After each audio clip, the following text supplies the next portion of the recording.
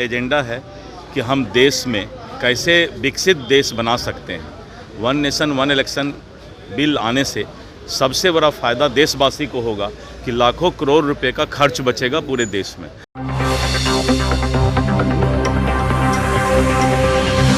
नमस्कार, आप देख रहे हैं पीटीएन न्यूज़ और आपके साथ मैं हूं अंजलि। तो झारखंड की मैया समान योजना के बाद जब बिहार के तेजस्वी यादव ने ऐसा कहा था कि वो उनकी सरकार बनने के बाद वो बिहार में माई बहन सम्मान योजना लेके आएंगे, जिसके तहत वो हर महिला को 2500 रुपये राशि देने का काम करेंगे। वही इस पर कई दिग्गज नेताओं ने अपनी अपनी टिप्पणी की थी, अपनी बयानबाजी की थी। कोई तो समर्थन में कह रहा था तो कोई विरोध कर रहा था।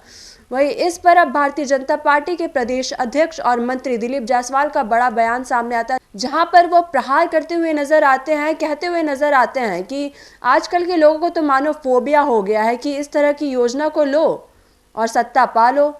वही इस पर उन्होंने ये भी कहा कि ऐसा ही कुछ छत्तीसगढ़ की सरकार ने कहा था जिसकी वजह से वहाँ पे उनकी सरकार बन नहीं पाई। वहीं पर वो कहते हैं कि ये सब नहीं चलने वाला है, लेकिन लोगों, यहाँ की महिलाओं, यहाँ की युवा को पता है कि मोदी है तो मुमकिन है। जो मोदी कहेंगे वही लोग मानेंगे और बाकी का कुछ नहीं मानेंगे। वही वन नेशन वन इलेक्शन के ऊपर उन्होंने क्या क्या कहा और बाकी चीज़ों के ऊपर उन्होंने क्या क्या कहा, छोड़ जाते हैं आपको उनकी बातों के साथ। जी के नेतृत्व में हमने देश से जो वादा किया था वो सभी वादा हम पूरा कर रहे हैं। और आपने जैसा देखा कि आर्टिकल 370 भी हटा और भी जो भी हमारा एजेंडा है कि हम देश में कैसे विकसित देश बना सकते हैं। One nation one election bill आने से सबसे बड़ा फ़ायदा देशवासी को होगा कि लाखों करोड़ रुपए का खर्च बचेगा पूरे देश में। दूसरा, पॉलिटिकल लीडर सालों भर इलेक्शन ही लड़वाते रहते हैं।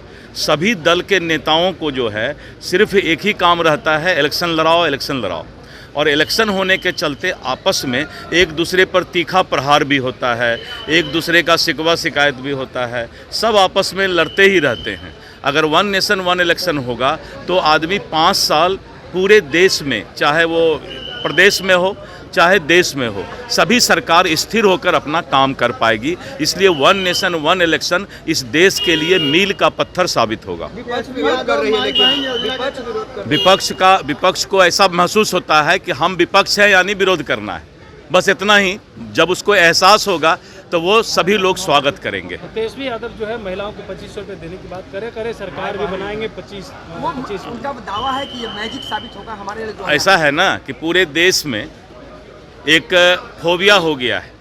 आपने देखा कि अलग अलग स्टेट में इसी तरह का फोबिया होता है कि महिलाओं के लिए, इसके लिए कुछ से कुछ बोल करके वोट ले लो। लेकिन महिलाओं को एनडीए सरकार पर ही भरोसा है।